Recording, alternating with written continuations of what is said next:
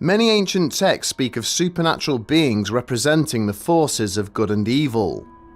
However, not all of these entities fit quite so neatly into such categories. For centuries, people in the Arabic world have spoken of creatures who bring fortune and pain in equal measure. But despite the age of these legends, recent reports from the Near East seem to indicate that even our modern world is subject to the dread of the Jinn.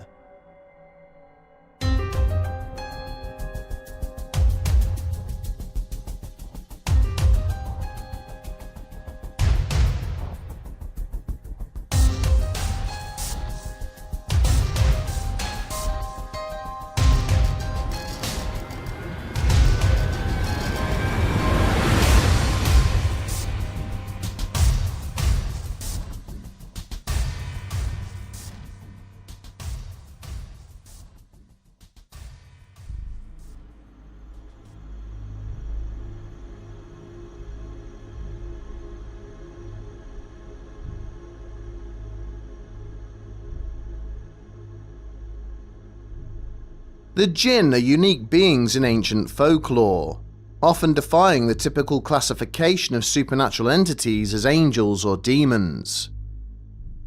Like humans, they are believed to possess free will, allowing them to choose between good, evil, or neutrality.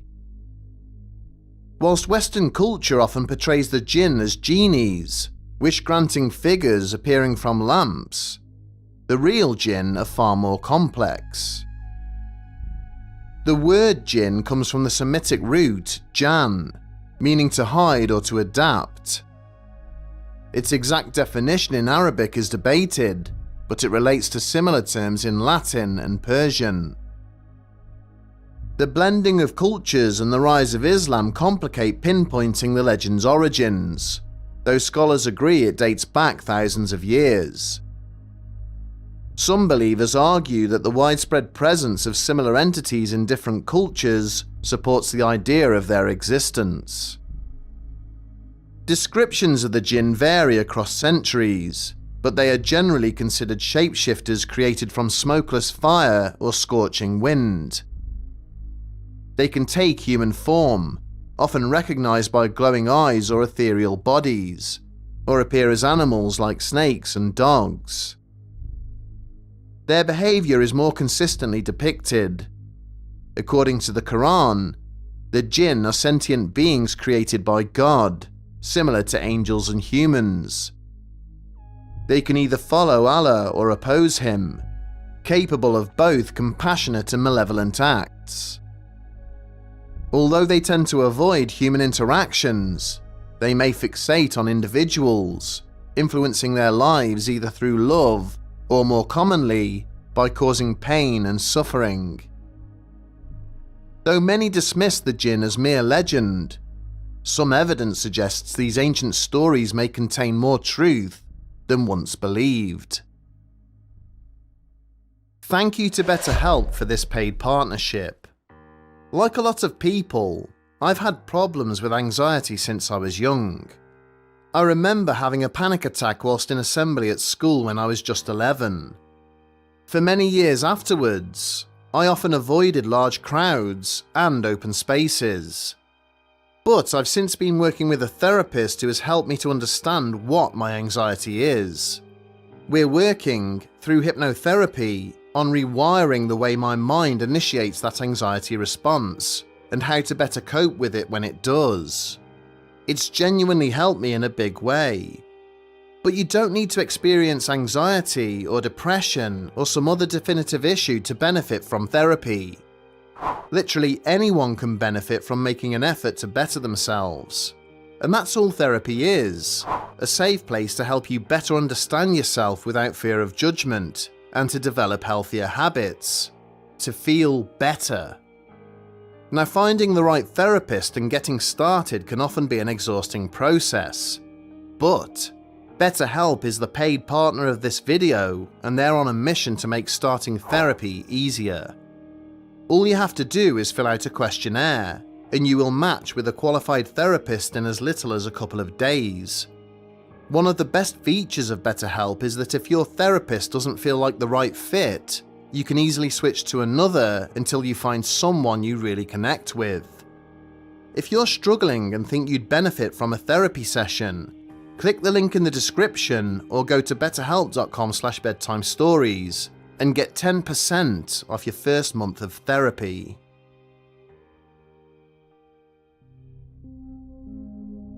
Matt Emch is the host of the Planet 412 YouTube channel, where he explores the world of paranormal investigations.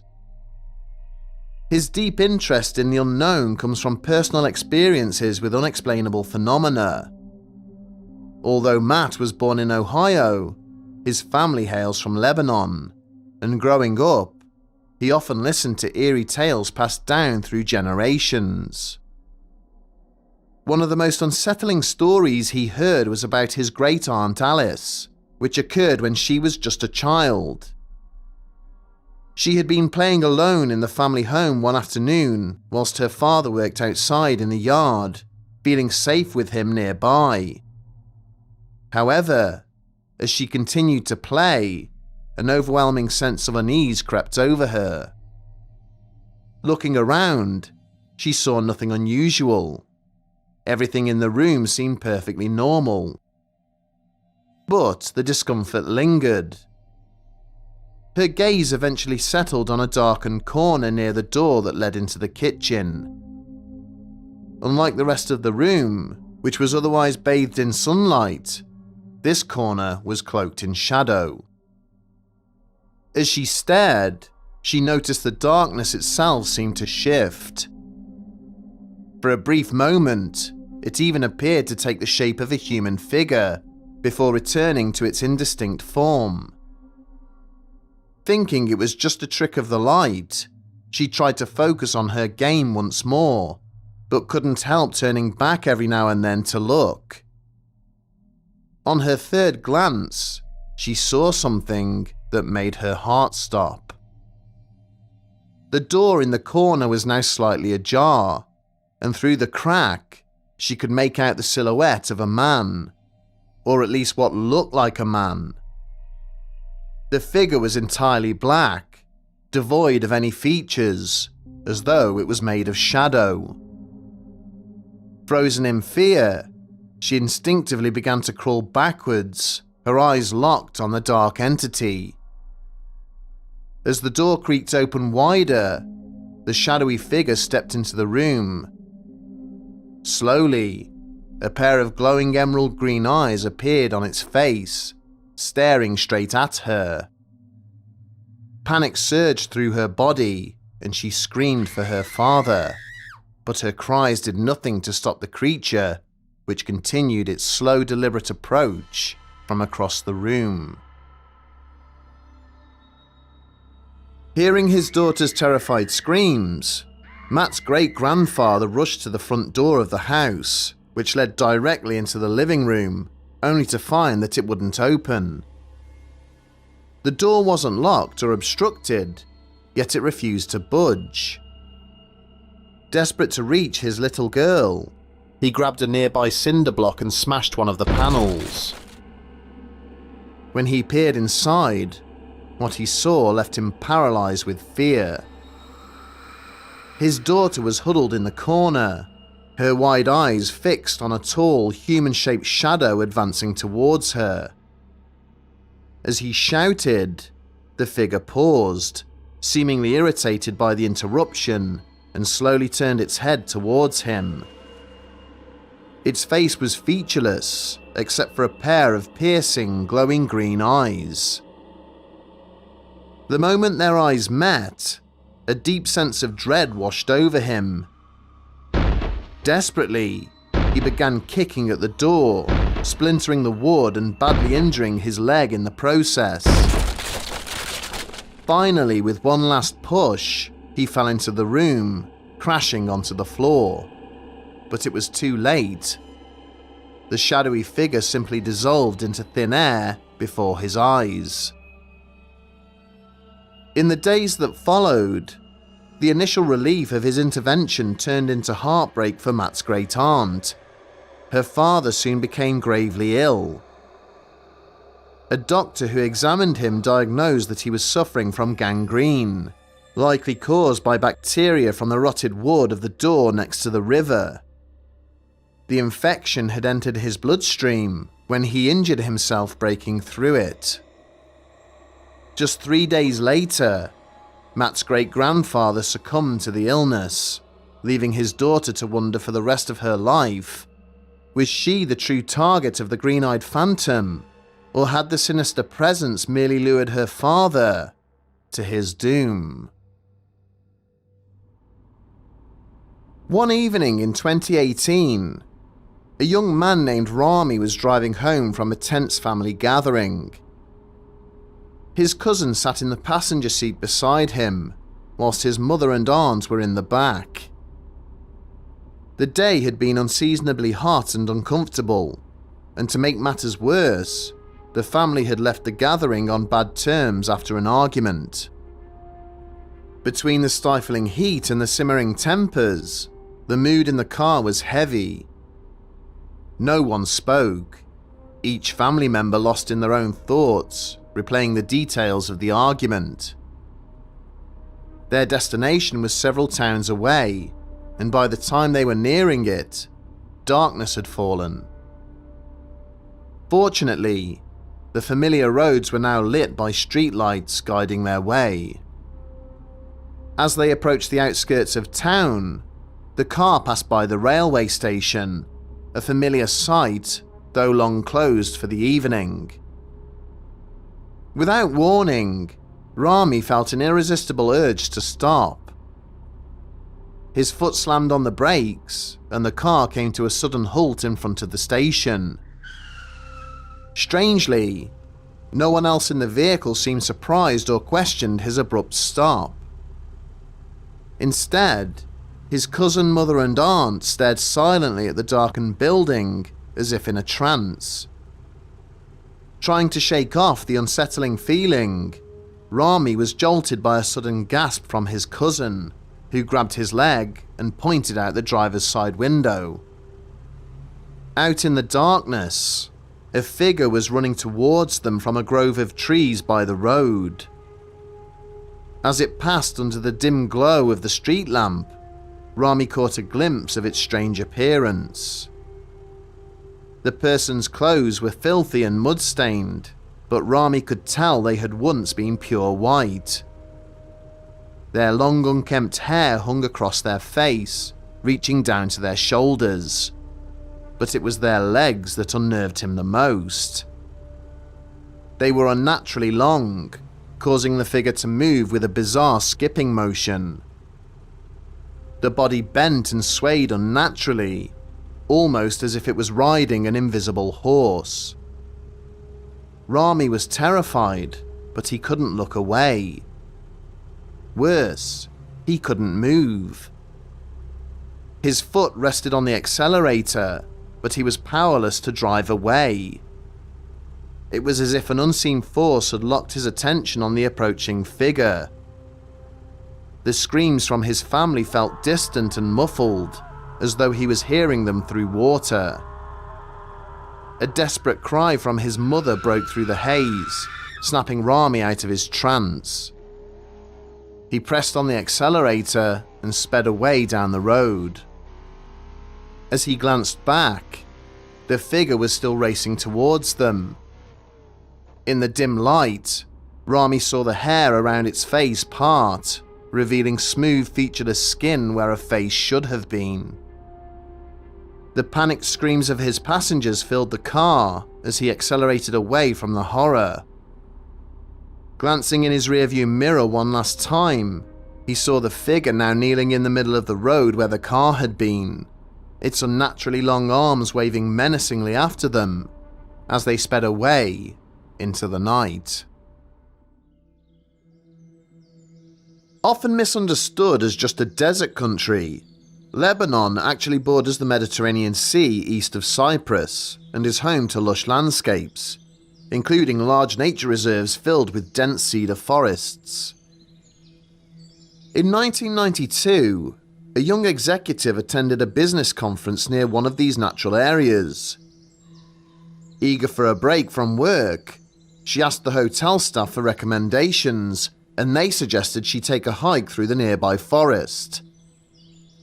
Excited for the walk, she set off along a trail, but to her dismay, the path wasn't as clearly marked as she would have liked. Before long, she was completely lost, and her initial sense of adventure turned to anxiety. After an hour of unsuccessfully trying to retrace her steps, her unease deepened, not only because she couldn't find her way back, but because something felt off about the forest. When she first entered the woods, the sounds of birds chirping and squirrels rustling through the leaves filled the air. Now, everything had gone eerily silent. Even the wind, which had been gently stirring the branches, seemed to have vanished. Alone in the stillness, she was gripped by an overwhelming sense of isolation. Feeling desperate, she decided to leave the trail and head in the direction she believed the hotel to be. Picking up the pace, she pushed through the trees and after several minutes stumbled upon a small brick structure nestled in a grove.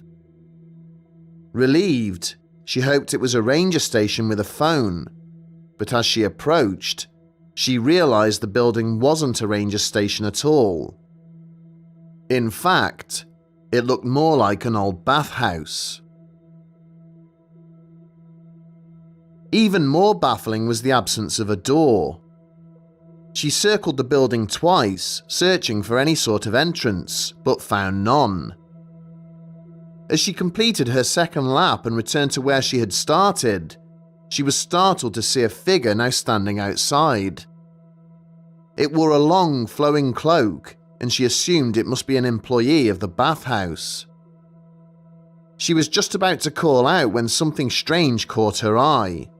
Its feet.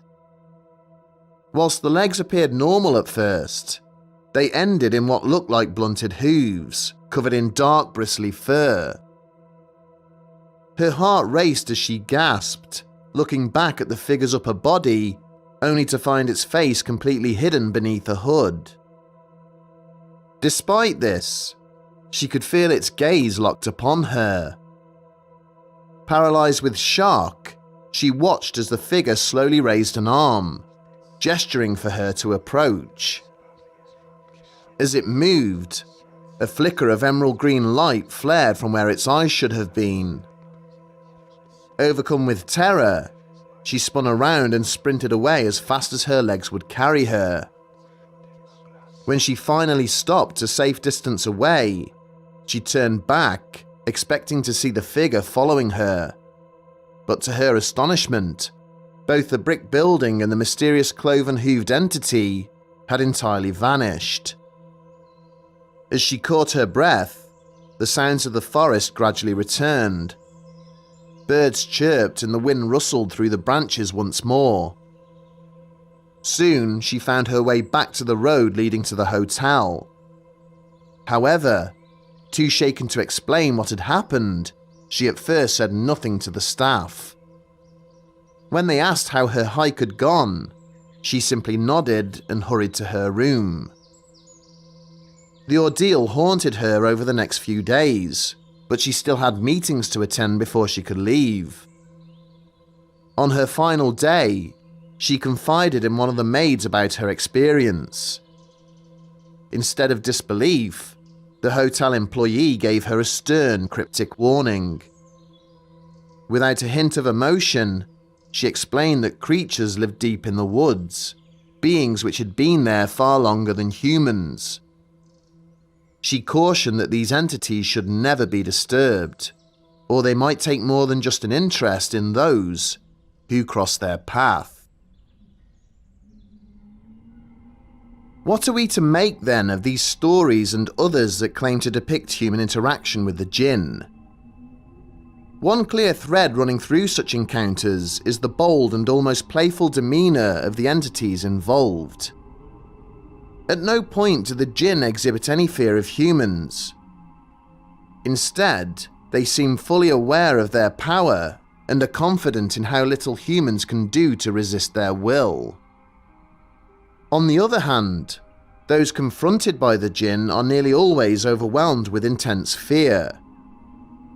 Many report feelings of panic, an uncontrollable urge to flee, or, as in Rami's case, a strange compulsion to act against their better judgment, even before they see the entity itself.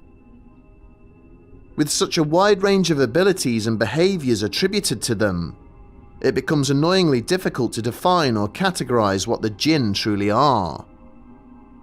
Western scholars have often drawn comparisons between the Jinn and the Fae of Celtic, Slavic, and Germanic folklore.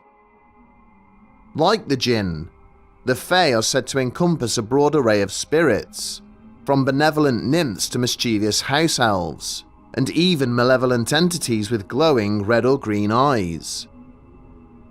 The Fae are also known for their interest in certain places, objects, or people. This comparison doesn't contradict the Quranic and ancient Arabic descriptions of the Jinn. In Islamic tradition, they are clearly defined as beings created by God, just like humans and angels. The notion that they were made from smokeless fire suggests their ability to change form, appearing, much like in the tale of Matt's great aunt, as nothing more than shadows. Skeptics, however, tend to view the Jinn as a psychological phenomenon. They argue that many who claim to have had encounters come from cultures steeped in the legends, making them more likely to interpret strange experiences as supernatural. The pervasiveness of the Jinn legend across the Near East is not surprising, given that the creatures are said to be native to the region. Another intriguing theory suggests that they may be extraterrestrial or interdimensional beings. According to this view, they exist in a dimension parallel to ours, occasionally interacting with the physical world in ways we can perceive. This could explain their ability to appear and disappear at will, as well as their apparent difficulty in mimicking human forms convincingly. Some proponents go further, speculating that they are energy beings, possibly tied to electromagnetism or plasma.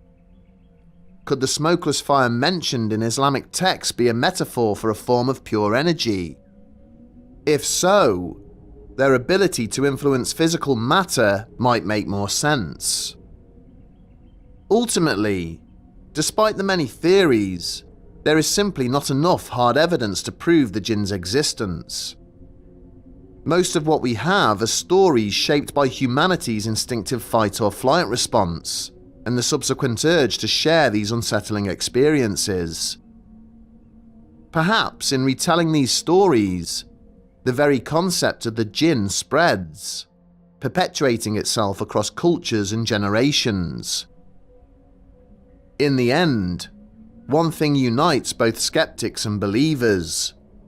The Jinn remain beings of twilight, forever elusive and lingering just on the edge of perception, reliant on eyewitness accounts, and evading any attempts at acquiring concrete proof of their existence.